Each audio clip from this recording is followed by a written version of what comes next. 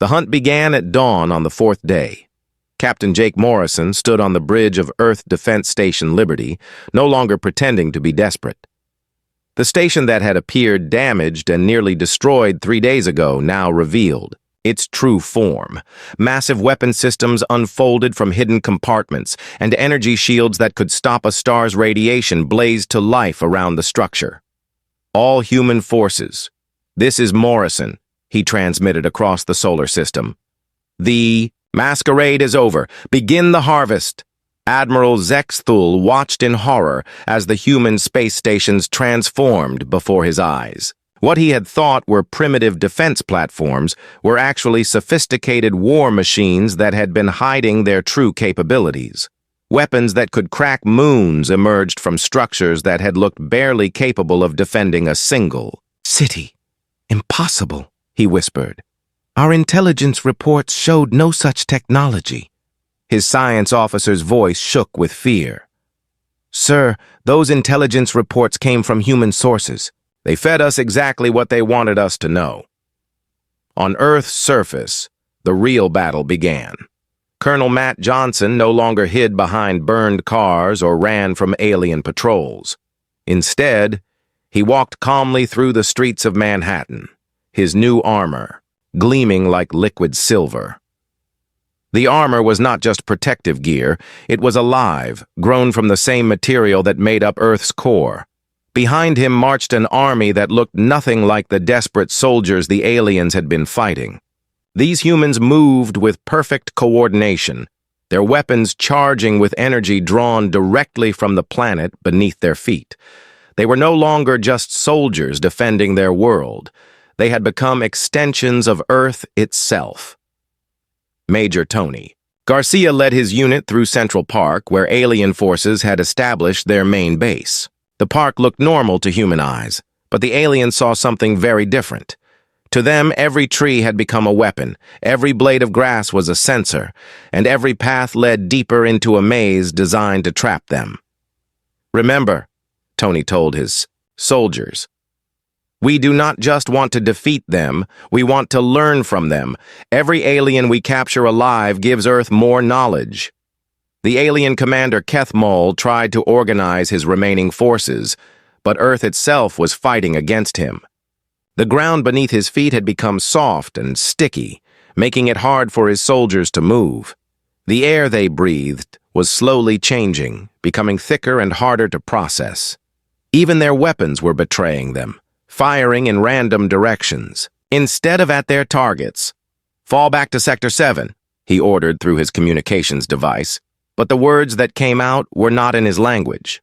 Somehow, Earth had learned to translate and modify their speech patterns, turning their own orders into confusion. In space, Captain Steve Parker led the human fleet in what looked like a standard space battle, but appearances were deceiving. The human ships moved like they were connected by invisible threads, each vessel knowing exactly what the others would do. They fought with the coordination of a single organism rather than separate units. The ESS Guardian fired weapons that bent space itself, creating gravitation wells that pulled alien ships off course. Other human vessels released clouds of microscopic machines that attached to alien hulls and began converting the ship's own armor into weapons that turned against their crews. This is not warfare, Admiral Zexthul said to himself as he watched, his fleet being systematically dismantled. This is digestion. Engineer Sarah Mitchell coordinated Earth's planetary defense systems from a command center that existed in several dimensions at once. She had been hiding her true abilities for years, pretending to be a simple technician while actually managing technology that could reshape reality itself. Gravitational anchors are in place, she reported to Commander Sullivan. The alien fleet cannot escape Earth's gravity well. Mass drivers are ready to begin momentum transfer. Excellent. Begin the collection process. Around Earth's orbit, invisible beams of gravitational force reached out like tentacles to grab the alien ships. Instead of destroying them, the beams gently pulled the vessels closer to Earth, where they could be studied and absorbed. In her laboratory, Dr. Amy Rodriguez watched as Earth's learning process accelerated beyond anything she had imagined. The planet was not just defending itself anymore. It was growing stronger with every alien it encountered. "Carl, look at these readings," she said to her assistant. "Earth is not just copying alien technology, it is improving it, making it better." Dr. Carl Williams stared at the data in amazement. The planet is evolving their weapons to be more efficient, their ship designs to be more aerodynamic, their biology to be more compatible with Earth's environment. Earth is not destroying the invaders, Amy realized. It is making them into better versions of themselves. Then it is making those better versions part of itself. The alien soldiers on the ground began to notice changes in their own bodies. Their purple skin was slowly turning green like human skin. Their 4 arms were becoming more flexible and sensitive. Their eyes were adapting to see colors they had never seen before. At first, they thought it was some kind of poison. But as the changes continued, they realized something much more disturbing. They were not dying. They were being improved. And the improvements were making them more loyal to Earth than to their own empire. "Commander," one of Kethmol's soldiers said, but his voice sounded different, calmer, more thoughtful. "Why are we fighting this world? It is beautiful here. Peaceful." Kethmol looked at his soldier with growing alarm. The creature's eyes had changed color from yellow to blue. His aggressive posture had relaxed into something more human-like. "Soldier." "Remember your duty to the Empire," Kethmol ordered. "What empire?" the soldier asked with genuine confusion. "This is my home now." Similar conversations were happening all across Earth as alien soldiers found their memories changing. The microscopic machines in Earth's atmosphere were not just studying alien biology. They were rewriting it, making the invaders into willing defenders of their new home. Captain Morrison watched the process from his command station with satisfaction. This was the plan humanity had spent generations preparing. Not just to defeat alien invaders, but to convert them into allies. "Communications," he called to Lisa Carter. "Open a channel to the alien flagship. Channel open, sir." Morrison's image appeared on Admiral Zexthul's bridge screen.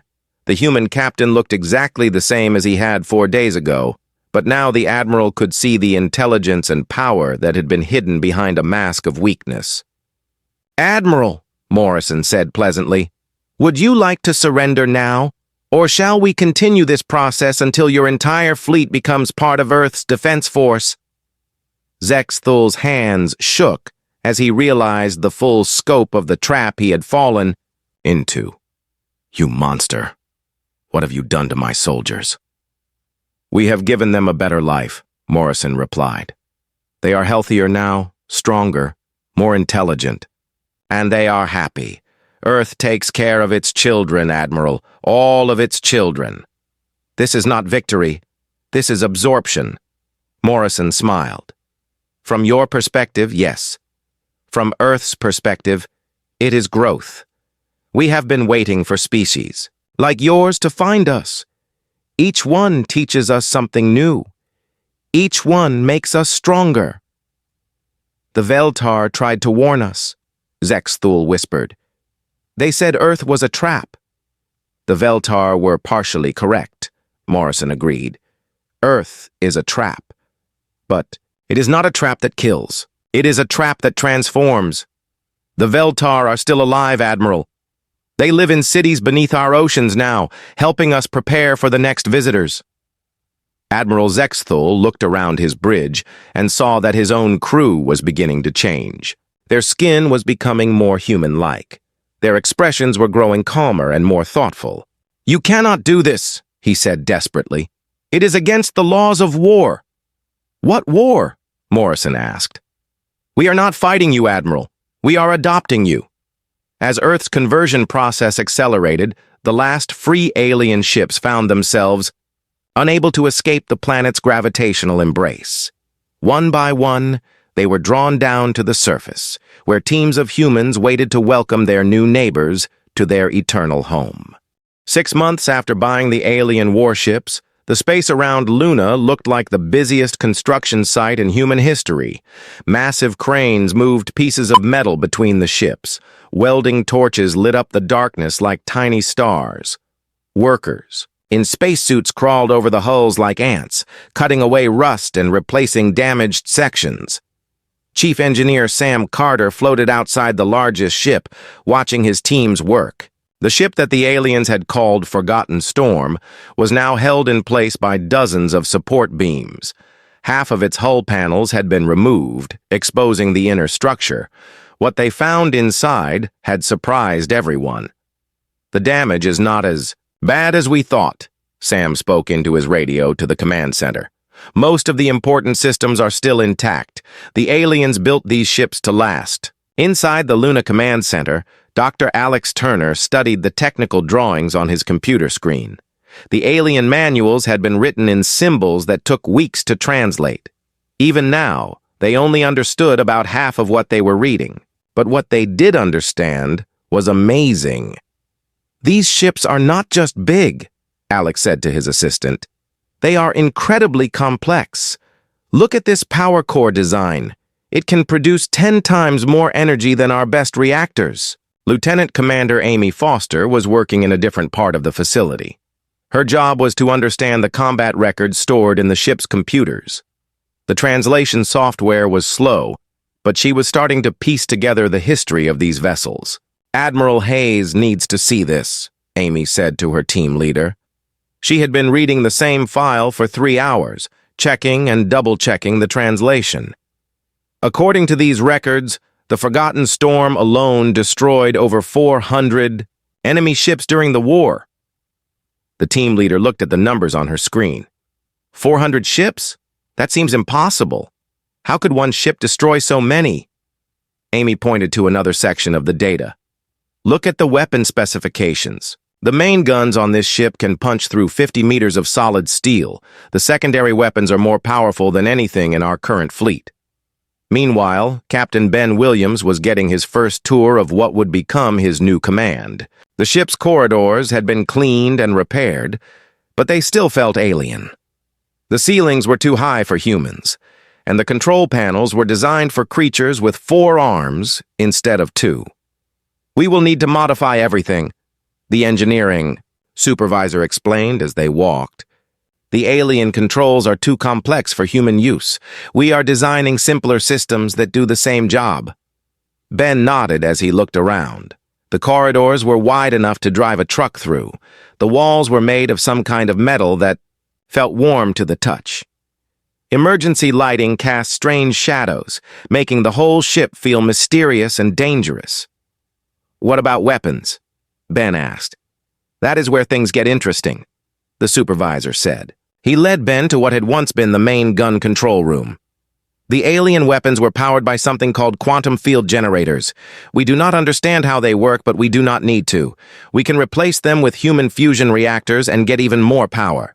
Dr. Turner was discovering the same thing throughout the restoration project. Human technology was simpler than alien technology, but it was also more reliable.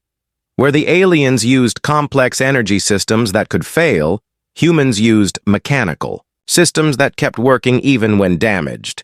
"It's like comparing a fancy watch to a hammer," Alex explained to Admiral Hayes during their weekly meeting. "The watch can do more things, but the hammer will still work after you drop it in the mud." The Admiral walked through the shipyard, watching the progress on 12 different vessels. The Forgotten Storm was being renamed to Defiance. Other ships were getting names like Retribution, Thunder, and Stormbringer. Each ship was different, requiring its own solutions and modifications. "How long until the first ship is ready for testing?" Admiral Hayes asked. "The Defiance should be ready in 2 weeks," Alex replied. "But we are not just repairing these ships. We are making them better than they were originally." Sam Carter was working on the most important upgrade. The alien ships had used energy shields for protection, but the shield generators were too damaged to repair. Instead, the humans were installing thick armor plates made from Earth steel. The armor was heavier than energy shields, but it could not be turned off by enemy weapons. Amy Foster was making an important discovery in the ship's memory banks. The translation of one file made her call Dr. Turner immediately. "You need to read this," she said when he arrived. "It's a tactical report from the Third Spiral War. These ships were not retired because they were outdated. They were retired because they were too powerful." Alex read the translated document carefully. According to the report, the warships had been so effective that they ended the war too quickly. The Zalani government had decided that such powerful weapons were too dangerous for peacetime. They had been placed in storage and eventually forgotten. "The aliens lied to us," Alex said quietly. "These are not obsolete ships. They are weapons that were too scary for their own creators to use." Captain Rodriguez was overseeing the installation of human computer systems in her ship. The Retribution. The alien computers were too complex and kept failing. Human computers were simpler, but more reliable. They also had one advantage that alien computers did not have. They were designed to keep working during combat. "The aliens built their ships for peacetime," Rodriguez explained to her crew.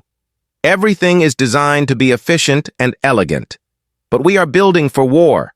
Our modifications are ugly, but they will keep working when someone is shooting at us." The restoration work was not just about fixing the ships. It was about learning how to fight with them. Human pilots had to train on alien control systems. Human gunners had to learn how to operate weapons more powerful than anything they had ever seen. Human engineers had to understand technology that was centuries ahead of anything Earth had produced. But the humans had advantages that the aliens had not expected. Human engineers were used to working with limited resources. They knew how to fix things that were not designed to be fixed. They understood that the best weapon was not always the most advanced weapon, but the one that worked when you needed it. As the weeks passed, the rusted hulks began to look like warships again. Fresh paint covered the repairs. New armor plating gleamed under the work lights. Weapon turrets moved smoothly on their mounts. The ships that the aliens had sold as scrap were becoming something new, a fusion of alien engineering and human determination. Dr. Turner stood in the main hangar watching workers install the last armor plate on the Defiance. In 2 weeks, they would find out if their work had been successful. The ship would undergo its first test flight, and then its first weapons test. "Think it will work?" Sam Carter asked, joining him at the observation window. Alex smiled. The aliens thought these ships were finished. They could not imagine anyone being able to restore them. But they do not understand humans. We do not give up on things just because they are difficult. The two men watched as the massive ship prepared for its return to active duty. Soon the galaxy would learn that humanity had not just bought rusted warships. They had purchased the tools of their own destiny. The alien landing ships descended through Earth's atmosphere like falling stars. Admiral Zexthul watched from his flagship as thousands of his soldiers prepared to touch down on the human world. The space battle was almost over. Only 3 human ships remained, and they were retreating toward the dark side of the moon. "Sir, the first wave of troops will land in 30 minutes, his ground commander reported. "The humans appear to be evacuating their major cities." Zexthul nodded with satisfaction. As expected. They know they cannot fight us on the ground. Below on Earth, the scene looked like chaos. In New York, London, Tokyo, and dozens of other cities, humans ran through the streets carrying bags and children. Cars jammed the highways leading out of the cities. News reporters spoke frantically into cameras about the alien invasion, but in the underground command center in Colorado, Commander Kate Sullivan watched the evacuation with calm eyes. Every movement was planned. Every escape route was mapped. Every scared face on the news was an actor playing their part perfectly. "Ma'am, the first alien ships are landing in Central Park," Lieutenant Ben Hayes reported. Kate nodded. "Good. Are our people in position?" "Yes, ma'am. All civilian actors have reached safe zones. Military personnel are standing by." On the surface, Colonel Matt Johnson crouched behind a burned-out car in Manhattan. He was a big man with a scarred face and steady hands. Around him, 20 soldiers waited with their weapons ready. They all wore the uniforms of Earth's regular army, but they were actually members of a very special unit. "Remember," Matt whispered into his radio, "make it look real, but do not actually try to win. We need them to think we are desperate." First alien soldiers stepped out of their landing ships. They were tall creatures with purple skin and 4 arms. Each one carried energy weapons that hummed with power. They moved confidently, expecting little resistance. Matt stood up and fired, his rifle at the aliens. The bullet bounced harmlessly off their armor, just as expected. "Fall back!" he shouted to his men. "We cannot hold them!" His soldiers ran down the street, firing over their shoulders. The aliens followed, their weapons cutting through buildings like paper. To anyone watching, it looked like Earth's forces were being crushed. Captain Steve Parker piloted the ESS Guardian through the asteroid belt beyond Mars. His ship was damaged and smoking, but not as badly as it appeared. Hidden repair systems were already fixing the real damage while maintaining the illusion of a dying vessel. "Steve, this is Kate," came Commander Sullivan's voice over the secure channel. "How are you holding up?" "We are playing our part," Steve replied. "The aliens think we are running scared. 2 more ships should reach you within the hour." "Perfect. Are you ready for Phase 2? Steve looked at his instruments. The alien fleet was spread out across the inner solar system now, confident in their victory. "Ready when you are." In her laboratory under the Pacific Ocean, Dr. Amy Rodriguez studied the data flowing in from around the world. The alien soldiers were breathing Earth's air without any protection. Their ships used standard atmospheric mixes. Their technology operated on electromagnetic frequencies that were perfectly compatible with Earth's systems.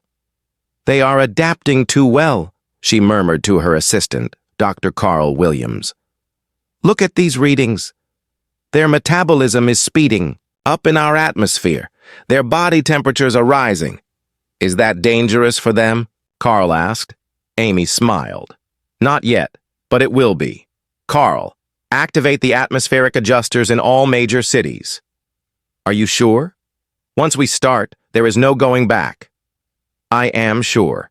It is time to begin the real test." Across Earth, invisible changes began in the air itself. Microscopic machines, smaller than viruses, started to spread through the atmosphere. They had been waiting in storage facilities for 50 years, ever since the first alien probe had visited Earth. Now they were finally put to use. The machines were designed to study and slowly modify any non-human biology they encountered. They would learn from the aliens, copy their genetic codes, and report back to hidden computers buried deep beneath Earth's crust. Meanwhile, the alien invasion continued. Admiral Zexthul received report after report of easy victories. Human cities were falling without serious resistance. The few military units that fought back were quickly destroyed or scattered. "Sir, we have secured landing zones on every continent," his ground commander announced. "The humans are retreating to rural areas and underground shelters. How long until we control the major population centers?" 6 hours at most, sir. Their technology is primitive. Their weapons are ineffective against our armor. This is easier than conquering the Veltar homeworld. But as the hours passed, strange reports began to reach the Admiral's attention. Some of his soldiers were reporting fatigue. A few had complained of headaches. Their equipment was working perfectly, but some soldiers said the controls felt different. Somehow. "Medical officer," Zexthul called. "Are our troops experiencing any health issues?" "Minor complaints only, sir. Some fatigue, probably from the excitement of battle. A few soldiers report that the gravity feels heavier than our scans indicated, but that is normal for a new world." Zexthul dismissed the concerns. Soldiers always complained during the first day of an invasion. On Earth's surface, Colonel Matt Johnson led his men through the ruins of Washington, D.C. They were playing the role of desperate survivors. hiding from the alien patrols and staging small, hopeless attacks. But Matt was also watching the aliens carefully. "They are moving slower than they were this morning," he whispered to his second-in-command, Major Tony Garcia. "And look at their formations. Less organized than when they landed." Tony nodded. "Should we increase pressure?" "Not yet. Let them think they are just tired from fighting. We need them to stay confident for a few more days." In space, the last human ships continued their fake retreat toward the outer planets. Captain Steve Parker monitored the alien fleet's positions, while his crew made repairs to real battle damage. The ESS Guardian had taken several hits, but nothing that would prevent it from fighting when the time came. "Captain," his communications officer reported, "I am picking up increased chatter from the alien fleet. They seem to be discussing some kind of equipment problems." Steve smiled. "Already? Amy's atmospheric changes are working faster than expected." Back in her laboratory, Dr. Amy Rodriguez watched as data flowed in from sensors hidden throughout the invaded cities. The microscopic machines in the air were doing their job perfectly. They were learning everything about alien biology, technology, and weaknesses. "Carl, look at this," she said, pointing to her screen. "Their immune systems are trying to adapt to our atmosphere, but the process is using enormous amounts of energy. They will be exhausted within 48 hours. And their equipment? The electromagnetic fields on Earth are slightly different from their homeworld. Nothing major, but enough to cause small errors in their systems. Targeting will become less accurate. Communications will have delays. Their advantage is already shrinking." As night fell over the conquered cities of Earth, Admiral Zexathul stood on his flagship and looked down at the blue planet below. Victory was his, just as it always was. But something felt wrong. The humans had surrendered too easily. Their resistance had been too weak. And his soldiers were reporting more and more minor problems. He thought again about the warnings from the Veltar refugees. They had called Earth a trap. But how could a primitive world with weak technology be dangerous to the mighty Kethvar Empire? Deep beneath Earth's surface, ancient computers that had been built by humans decades ago began to process the information gathered by Dr. Rodriguez's microscopic machines. They learned about alien biology, alien technology, and alien weaknesses, and they began to prepare Earth's real defenses for the battle that was about to begin. The invasion was proceeding exactly as the humans had planned. 3 days had passed since the alien invasion began. Admiral Zexthul should have been celebrating complete victory, but instead he stood in his medical bay, watching his soldiers struggle with mysterious illnesses. What started as minor fatigue had become something much worse.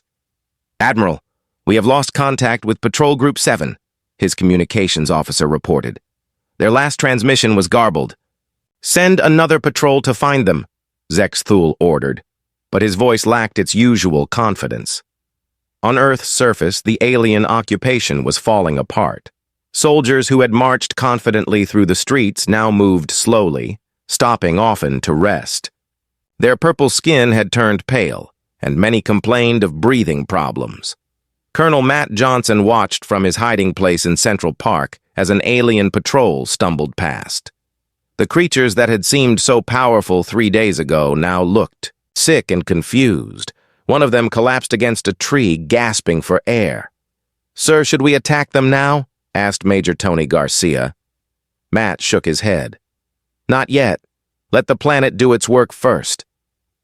In the underground command center, Commander Kate Sullivan received reports from around the world. The pattern was the same everywhere. Alien forces were weakening rapidly while their equipment began to malfunction in strange ways.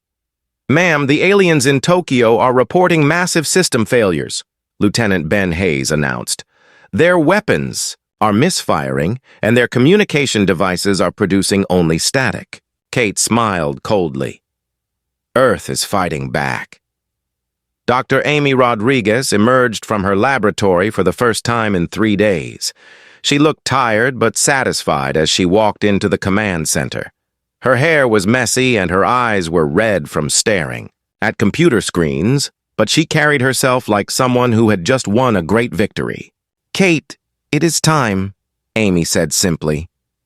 "Are you certain the process is complete?" "More than complete. The atmospheric machines have mapped every detail of their biology and technology.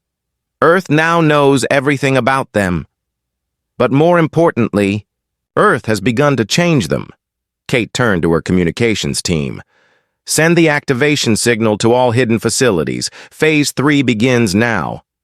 Around the world, things that had been sleeping beneath the ground for decades suddenly came to life. In the Amazon rainforest, trees began to release clouds of pollen that glowed softly in the sunlight. In the Sahara Desert, the sand itself started to shift and move in patterns that made no sense. In the depths of the ocean, creatures that no human had ever seen before began to swim toward the surface. Admiral Zexthul felt the change immediately. His flagship, orbiting high above Earth, was suddenly filled with alarms. "What is happening?" he demanded. "Sir, the planet's electromagnetic field is changing," his science officer reported, panic clear in his voice. "It is becoming stronger and more complex. Our navigation systems cannot track the changes.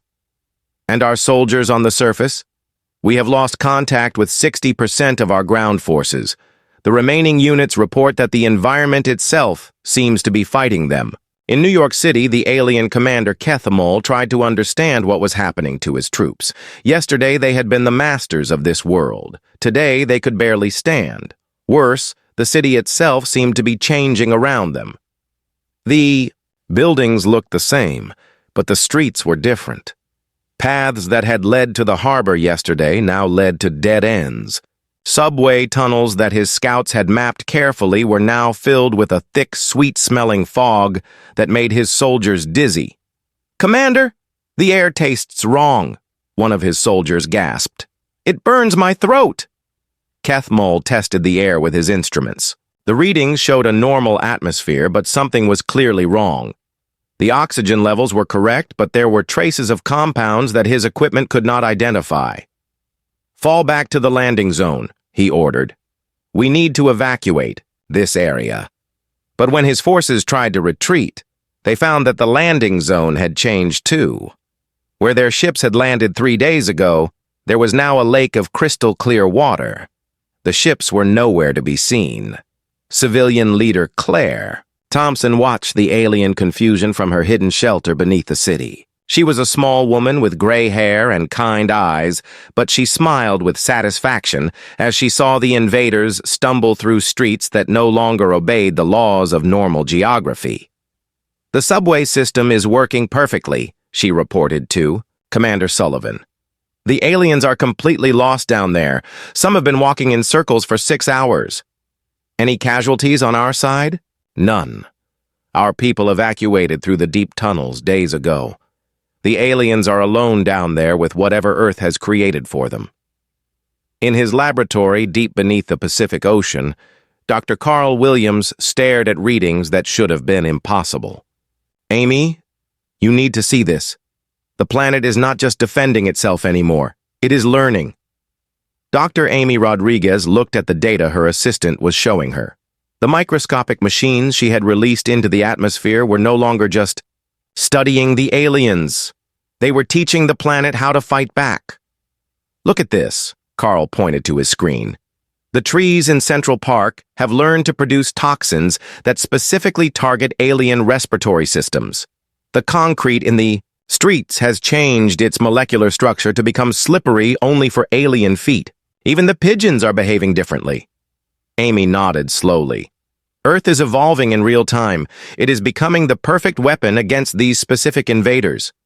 Captain Steve Parker received the signal to return while his ship was hiding behind Jupiter's largest moon. The ESS Guardian had been playing dead for 3 days, but now it was time to join the real battle.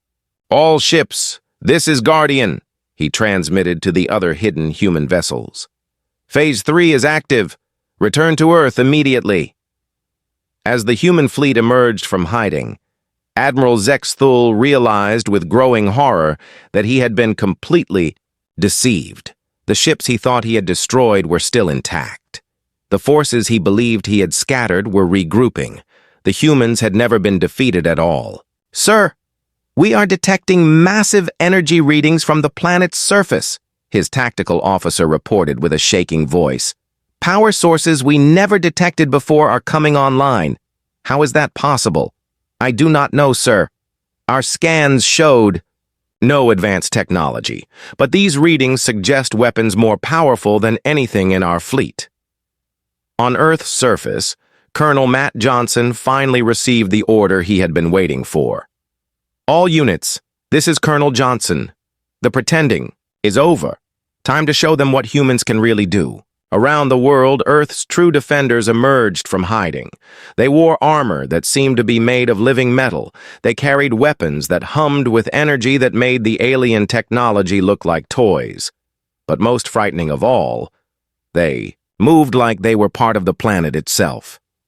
The aliens quickly discovered that their enemies knew exactly where they were at all times. Human soldiers appeared from solid rock, emerged from the walls of buildings, and rose from the water of rivers and lakes. They fought like they could see through their enemies' eyes and predict every move.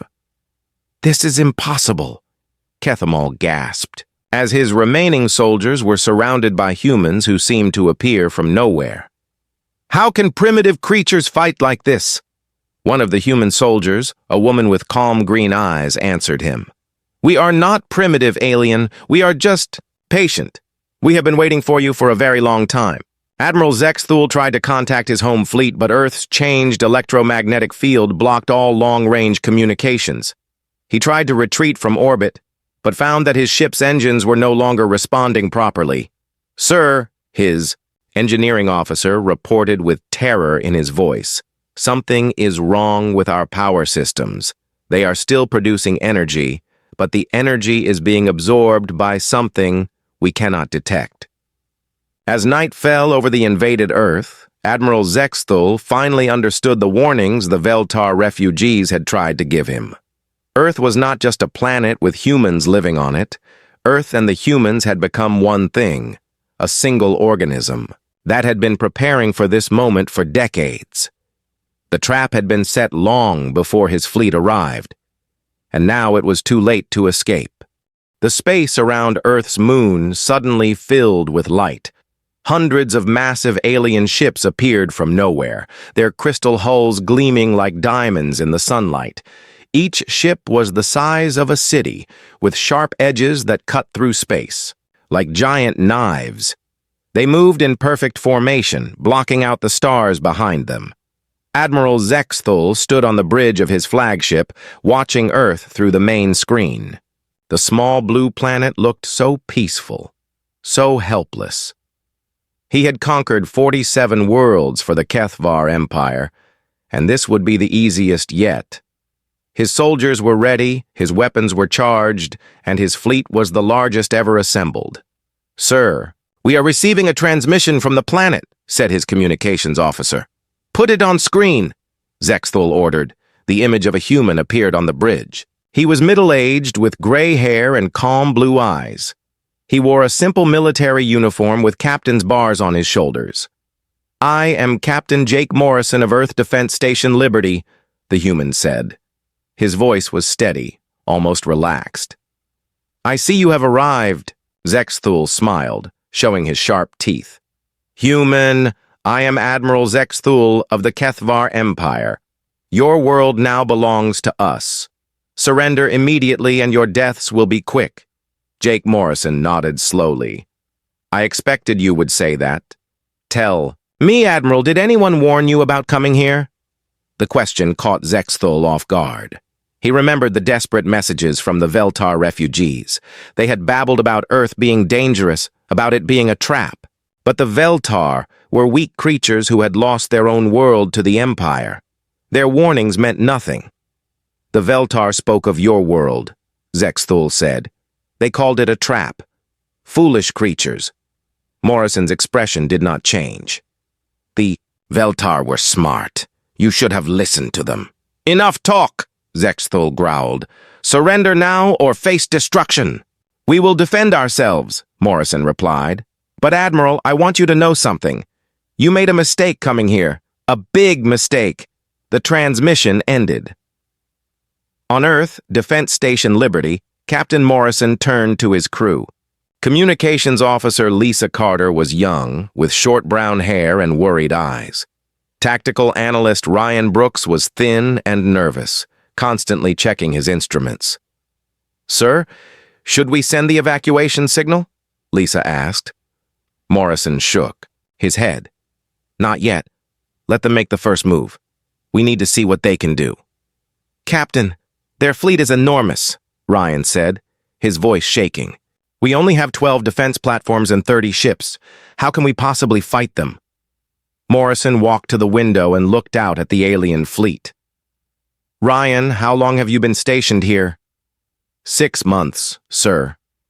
"And in those 6 months, have you ever wondered why Earth only has such a small defense force?" Ryan frowned. I assumed we were a peaceful planet." Morrison smiled. "We are peaceful, but we are not helpless. In the underground command center deep beneath the Colorado Mountains, Commander Kate Sullivan watched dozens of screens showing the alien fleet. She was a tough woman in her 40s with short black hair and steel-gray eyes. Around her, hundreds of technicians worked at computer stations, their fingers flying over keyboards. "Ma'am, the alien fleet is moving into attack position," reported Lieutenant Ben Hayes from his station. He was young and eager, fresh out of the academy. "Let them come," Kate said calmly. "Have all orbital platforms received their orders?" "Yes, ma'am. They know what to do." Kate nodded. "Good. Remember, everyone, stick to the plan. Everything depends on making this look real." High above Earth, the human defense platforms powered up their weapons. They were small compared to the alien ships, like toys facing giants. Captain Steve Parker commanded the largest human ship, the ESS Guardian. It was sleek and fast, but looked fragile next to the crystal monsters approaching them. "All ships, this is Guardian," Steve transmitted to his fleet. "Remember your training. Make it look good, but do not take unnecessary risks. We are not really trying to win this fight."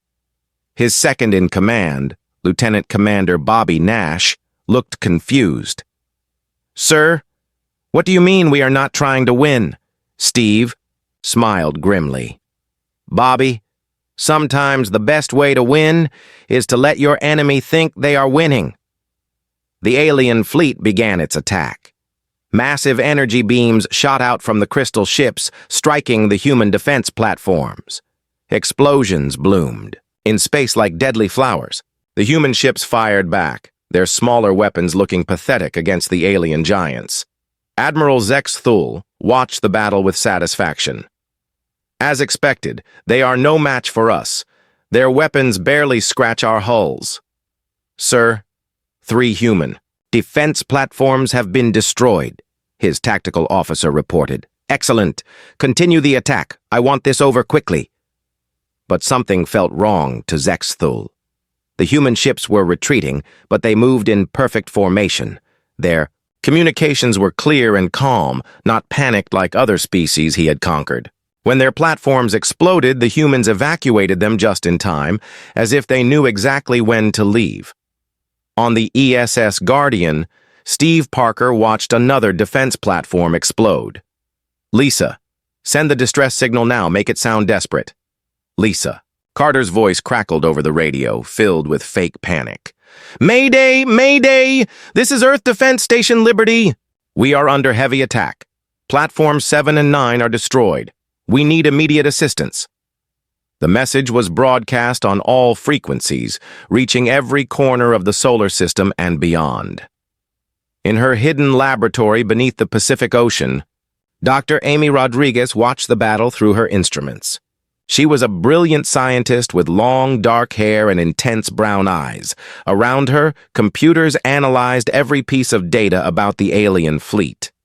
"Fascinating," she whispered to herself. "They breathe a nitrogen-oxygen mix, just like us. Body. Temperature runs hot. And look at this. No environmental suits. They are completely adapted to Earth-like conditions."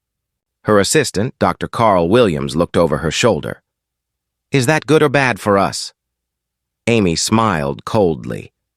"Oh, it's very good for us. They have no idea what they just walked into." The battle continued for 2 hours.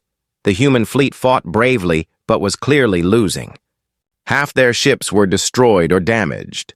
The defense platforms were falling one by one. It looked like a massacre. Admiral Zex Thol was pleased. "Prepare the landing forces. We will take their planet within the day." But as he gave the order, he could not shake the feeling that something was terribly wrong. The humans fought like they were following a script. Their retreat was too organized. Their losses were too clean, and that Captain Morrison had seemed almost happy to see them arrive. As the first alien landing ships headed toward Earth's surface, Captain Morrison stood in his command center and pressed a single button on his console. Deep beneath every major city on Earth, ancient systems that had waited patiently for decades began to wake up.